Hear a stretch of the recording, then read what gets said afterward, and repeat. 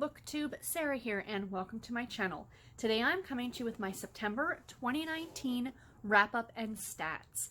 A little bit later than most people. I know most people were getting their wrap-ups and stats and stuff up last week, but that's okay. Better late than never.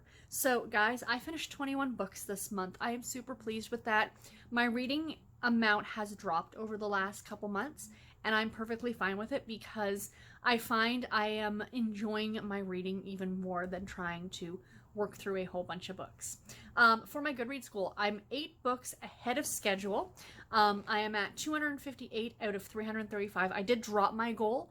My goal was originally 365 books, but I did drop it to 335 for the year. I'm 77% complete that goal, so that's pretty great. I'm pretty pleased with that. So for my star ratings, as usual, sorry, I should have explained this at the beginning. How I go through these is I give you all my stats for the month, and then I'm going to talk about some of my challenges that I have done, and then I'm going to talk about my 5 favorite books of the month. So on to the rest of my stats. I read 4 3-star books this month, 5 3.5-star books this month, 10 4-star books, and 2 4.5-star books. So nothing that I didn't particularly really dislike, but also nothing that rated a 5-star from me. You guys know I can be stingy when it comes to my 5-star reviews or my 5-star ratings. I put a lot of stock into a 5-star review. I really have to be wowed by a book. It's a book that I would recommend to just about anybody. It's a book that I definitely know I would reread. You know, would it be absolutely flawless? No, not necessarily. But to get a 5-star rating from me is not the easiest. That's why a lot of books tend to end up getting 4.5, because, well, I really, really love them. They didn't just hit that 5-star mark for me. I read 10 contemporary romance novels, no surprise there, 3 cozy mysteries, 3 romantic suspense novels, 2 historical romance novels, 1 historical fiction, 1 middle grade fiction, and 1 paranormal romance.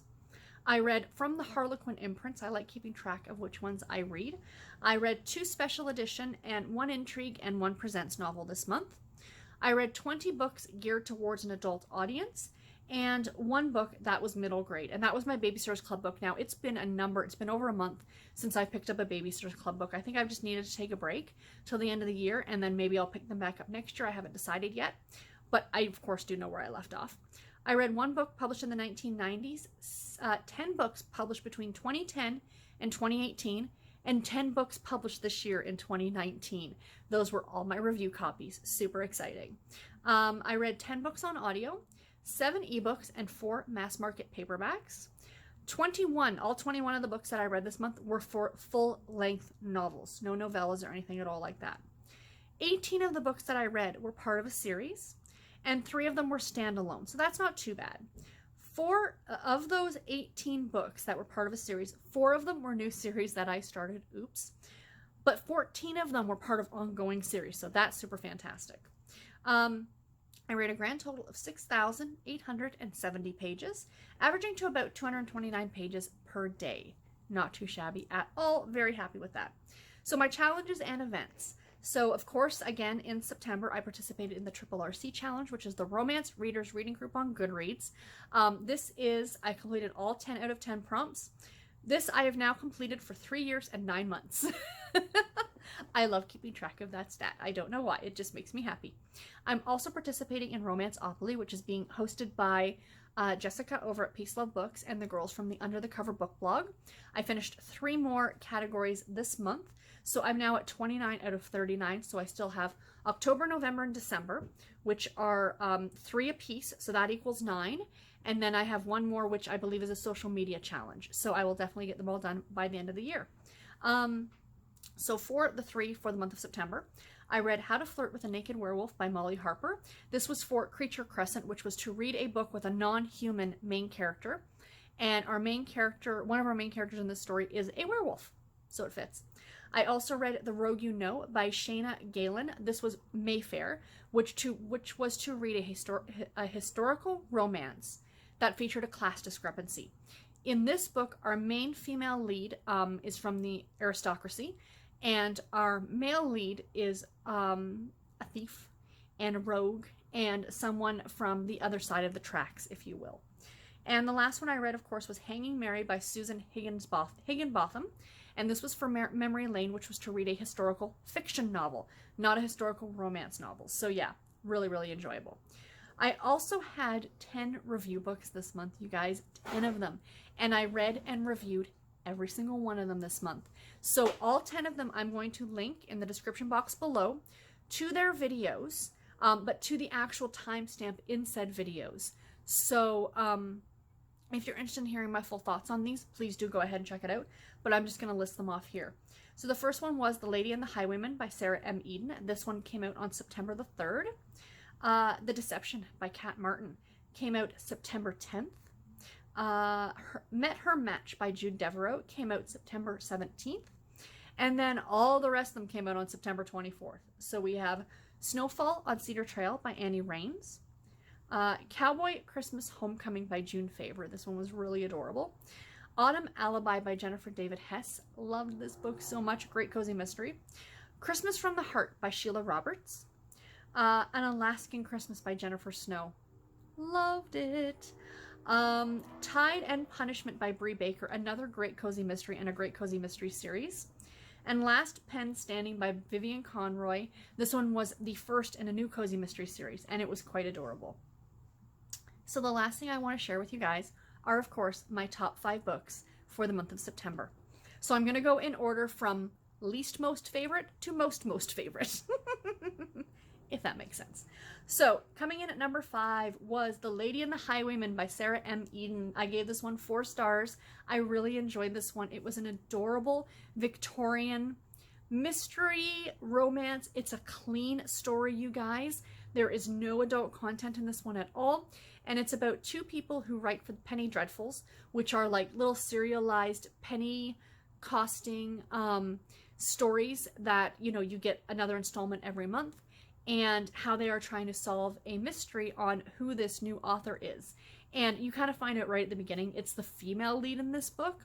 This story was so delightful because within the main story, you're also getting these 2 secondary stories of these Penny Dreadful stories written by these 2 different characters. I loved it. I love the premise. I thought it was delightful.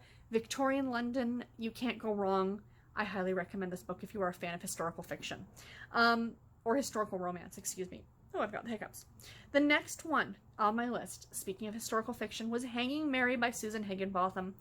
I gave this one 4 stars as well. I said it in my weekly reviews earlier this week that you might have seen on Sunday, that I had no idea I was I had this much of an interest in Civil War historical fiction, because this is another one that takes place during the Civil War. And the basic premise of this story is about a woman by the name of Mary who runs a boarding house in Washington. I think it's in Washington, or it might be outside Washington. I can't remember. Anyway, one of the people who kind of spends a lot of time at her boarding house because he is friends with her son, because her son is running blockade during the Civil War, is none other than John Wilkes Booth. And this is the true historical account, fictionalized, of course, of how much this woman actually knew about the assassination of President Lincoln. And, you know, how much was she privy to and things like that. Very engaging story, very interesting. I learned so much about the Civil War and John Wilkes Booth and, you know, that part of history. Fascinating. If you're a historical fiction buff, I highly recommend this author's work. You will not be disappointed. Next up, Autumn Alibi by Jennifer David Hess. I love this cozy mystery. I talked about this one again in my weekly reviews from earlier this week, so I'm not going to go too much into this one. As I mentioned in this review, this is the perfect mix between Nancy Drew and Agatha Christie. It's not necessarily dealing with any sort of gruesome murder. I mean, there is a person who died, but they supposedly died of natural causes. I don't want to get into that part of it. But the main bulk of the story, the main mystery, is our main character, Kelly, trying to locate a missing heiress and a missing will. You know, like, I just love it. And the fact that she is a modern day Wiccan, pagan witch, however you want to call her, is just an added cherry on top of what a great book this is and what a great series this is. And I highly, highly recommend it. Please do yourself a favor and pick these up. I love them so, so much. I think they're fantastic. Next up, How to Flirt with a Naked Werewolf by Molly Harper. This book got 4.5 stars from me. I really enjoyed it. This book was delightful. You guys know, if you've been watching my channel, paranormal romance is not necessarily my jam. This one, because it was done very tongue-in-cheek, I appreciated it all the more. It did not take itself 100% seriously. There's a scene in this book because our male lead is the werewolf and he switches back and forth. And when he, of course, switches back to human form, he's naked because the wolves don't wear clothing. And that's where the whole title comes from. But there's one scene where the two of them are arguing and he's now spent a week in wolf form, kind of letting out some aggression because they're fighting, right? The two main characters. And then they kind of make up and she's sitting on the porch steps with her arm around the wolf. And they're having a whole conversation, but he's not talking because he can't speak human when he's a wolf, right? And he's just kind of doing the big puppy dog eyes.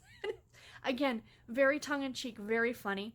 If you enjoyed the television show Northern Exposure, you would totally love this book as long as you're into the whole paranormal twist.